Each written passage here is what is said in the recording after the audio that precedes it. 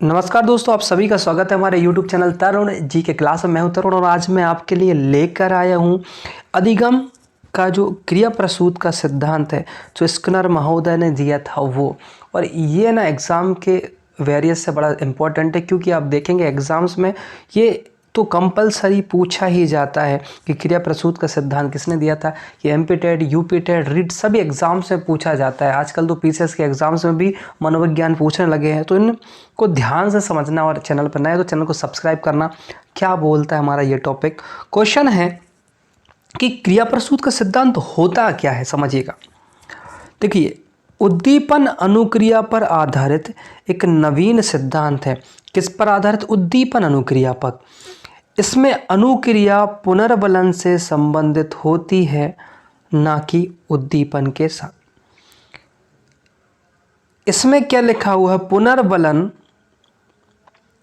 अनुक्रिया से संबंधित होती है, ना कि उद्दीपन के साथ। ध्यान से समझना।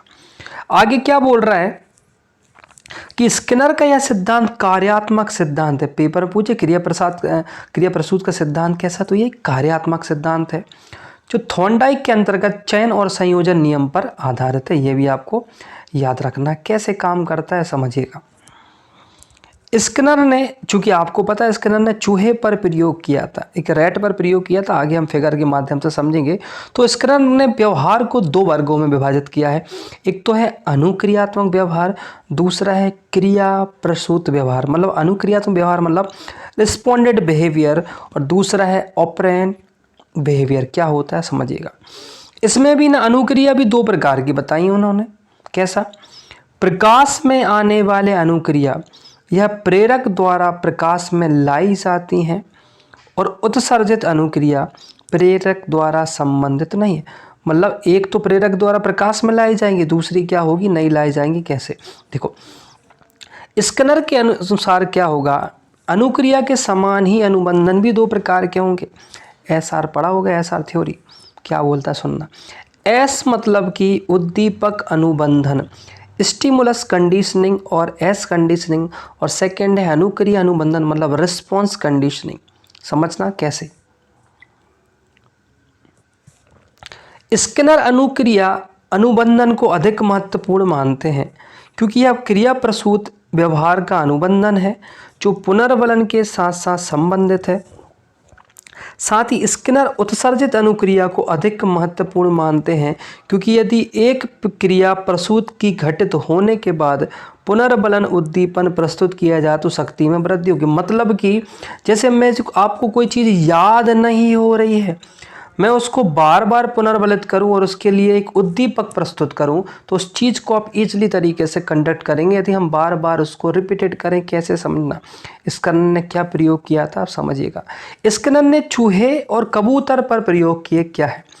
एक विशेष बॉक्स बनाया जिसे स्किनर बॉक्स कहा जाता है, और इस बॉक्स में एक लीवर था जिसे दबाते ही खट की ध्वनि होती थी, और लीवर का संबंध एक प्लेट से था जिससे खाने का टुकड़ा आ जाता था। इस बॉक्स में भूखे चूहे को बंद किया गया, साथ में ही चूहा जैसे ही लीवर को दबाता खटकी ध्वनि की आवाज़ होती और उसे खाना मिल जाता था, और यह खाना उसकी क्रिया के लिए क्या था? पुनर्बलन। क्रिया के लिए क्या था? पुनर्बलन का कार्य करता। इस प्रयोग में चूहा भूखे होने पर लीवर को दबाता, उसे भोजन मिल जाता। इसी आधार पर स्किनर ने कहा कि यदि किसी क्रिया के बाद कोई पुनर्बलन प्रदान किया जाए तो उद्दीपक, जी इस पे क्या है? भोजन है, प्राप्त होता है, तो उसे क्रिया प्रसूत की शक्ति में वृद्धि होती है। लाइक जैसे कभी कभी जीवन में देखा होगा, आप एक शांत स्वभाव के इंसान, लेकिन कभी कभी किसी से नफरत हो जाती है, उसके सामने आते ही से आपको गुस्सा आने लगती है। वो जो सामने आता है वो एक उद्दीपक की तरह काम करता है। कैसे समझिएगा। ये फिगर बना हुआ है, ये चूहा दिया हुआ भूखा, और ये दिया हुआ है लीवर दिया हुआ। ठीक है, लीवर को दबाएगा तो यहाँ पर पानी खाना मिलेगा, और ये अभी अपन ने पढ़ा था प्रेरक क्या रहता है? लाइट, है ना।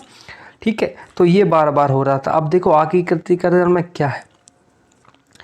इसमें सर्वाधिक महत्वपूर्ण तथ्य जीव के व्यवहार में परिवर्तन लाने के लिए कुछ चयनित पुनर्बलन को विवेकपूर्ण उपयोग करना होता है। आकृतिकरण की प्रक्रिया में तीन महत्वपूर्ण मनोवैज्ञानिक नियम है। क्या? अनुक्रिया का सामान्यीकरण कैसे? जब अनुक्रिया को दोहराया जाता है तो प्रायः उसमें समान प्रकार के ही कार्य किए जाते हैं, अर्थात उद्दीपक के प्रति समान प्रकार के कार्यों की प्रतिक्रिया की जाती है। अतः विशेष प्रकार की अनुक्रिया को दोहराना ही अनुक्रिया का सामान्यीकरण है। अब आदत प्रतिस्पर्धा क्या होगा इसमें समझना। जीव अनुक्रियाओं में किसी सर्वोच्च अनुक्रिया का चयन करता है। इस चयन के लिए आदतों में प्रतिस्पर्धा होती है। सही आदतों के चयन में पुनर्बलन सहायक है। जैसे कि एक बच्चा अच्छा काम करे तो आप उसको बार बार पुरस्कृत करो, मतलब आप किसको क्या दो, बार बार पुनर्बलन दो, तो बच्चा सही आदतें सीख जाता है। कभी कभी बच्चे को जब वो छोटा होता है ना तो गलत आदतों पे से पीटना भी पड़ता है, क्योंकि वो पीटना क्या करता है, गलत आदतों को उससे दूर करता है। देखो क्या हुआ, श्रृंखलाबद्ध जो भी प्रयास किए जाए वो क्या होना चाहिए, हमेशा श्रृंखलाबद्ध होना चाहिए, मतलब एक के बाद एक होना चाहिए। कैसे, इसमें विलोप क्या करना है, अनुबंधित स्थापित हो जाने के बाद कुछ प्रयासों तक ही उचित अनुक्रिया मिलना समाप्त हो जाए तो पुनर्बलन का विलोप करके अन्य सशक्त पुनर्बलन दिया जाना चाहिए। मतलब कि जैसे चूहा लीवर को दबाया, आपने खाना दिया, ठीक है, कुछ समय बाद क्या होगा कि यदि आप एक पुनर्बलन लीवर वाला सिस्टम ख़त्म कर दें और चूहे के सामने खाना रख दें तो क्या होगा, चूहा डायरेक्टली खाना खाने लगेगा। भूखे होने पर उसको लीवर प्रेस करने की ज़रूरत नहीं होगी। स्वतः पुनर्स्थापित क्या होगा, स्वतः पुनर्स्थापना से आश्रय है कि पुनर्बलन का विलोप हो जाने पर कुछ समय बाद उसे पुनर्बलन दिया जाता है तो अनुक्रिया का सत्य पुनर्स्थापन हो जाता है।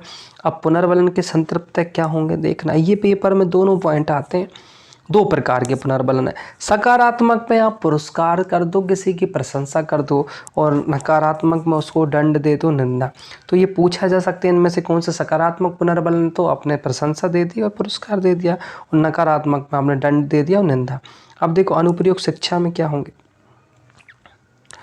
अभिक्रमिक अनुदेशन क्या होगा, स्किनर द्वारा प्रकाश में लाया गया क्या है कि यह स्वयं प्रयास से सीखने पर बल देते, किस पर, स्वयं प्रकाश, मतलब खुद प्रयास करे उस पर बल दे। कैसे, इस विधि में विषय को छोटे छोटे भागों में विभक्त किया जाता है और विषय को अति सरल ढंग से उचित उदाहरणों के सहयोग से प्रस्तुत किया जाता है, जिससे छात्र विषय को स्वयं प्रयास से सीखते हैं।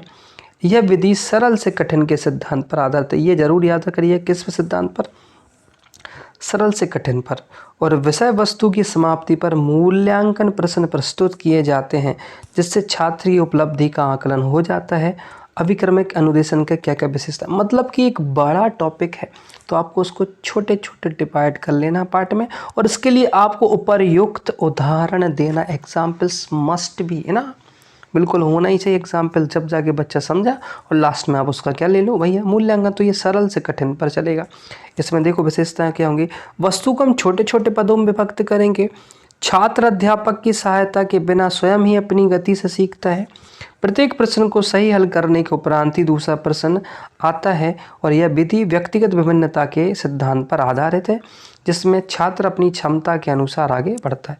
अब आलोचना भी हुई भाई, इस सिद्धांत के प्रयोग नियंत्रित परिस्थितियों में किए जा सकते हैं और इनका प्रयोग स्वाभाविक परिस्थितियों में कितना उपयोग होगा यह विचारणीय बिंदु है। और यह कुल मिलाकर नियम क्या करेगा, जानवरों पर घटित किए गए हैं ना, तो मनुष्य क्या है भाई, एक सामाजिक प्राणी है और उनकी उत्सुकता से आदि का ध्यान इस अधिगम में नहीं रखा जाता, मतलब कभी कभी बोर भी हो जाता है बच्चा। तो दोस्तों ये हमारा टॉपिक था, और इसकी पीडीएफ चाहिए तो आप डिस्क्रिप्शन में लिंक दी हुई है, वहाँ से आप डाउनलोड कर सकते हैं। तो क्रिया प्रसूत के सिद्धांत को समझा, स्किनर ने कैसा दिया, क्या था एसआर बॉन्ड, स्टिमुलेशन रिस्पॉन्स क्या होता है, कैसे कैसे पुनर्बलन के द्वारा आप बच्चों को सिखा सकते हो, कैसे आपको बड़ी समस्या को छोटे पार्ट में डिवाइड करना है। आई होप आपको ये ज़रूर पसंद आया होगा। तो हमारे चैनल को सब्सक्राइब करें, वीडियो को लाइक करें, रोज़ाना बने रहे, 10 मिनट टाइम निकाल के पढ़ें ज़रूर, जिससे धीरे धीरे आपके दिमाग में चीज़ें रिपीटेड होंगी, पुनर्बलन मिलेगा और आपको